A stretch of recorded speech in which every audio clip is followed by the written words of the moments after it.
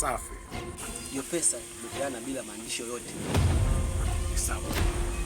Naomba hiyo pesa urudishe tena mwaka huu.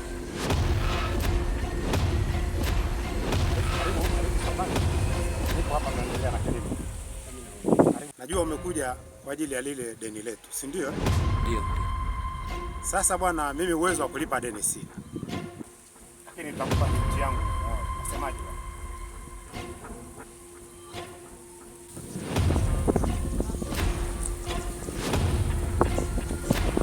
Sawa.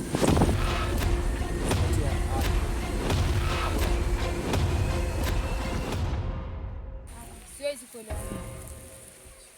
Hapana mwanangu. Ili deni liishe, itakubidi uolewe. Sitaki.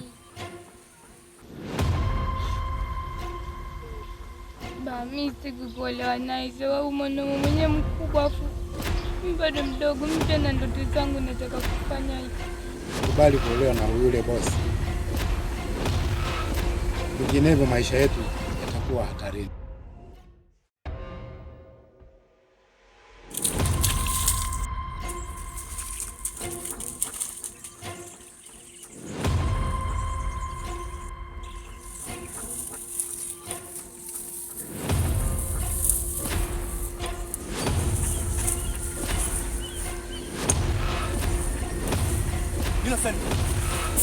Sasa tukufanye ndio boss, tugawane kazi.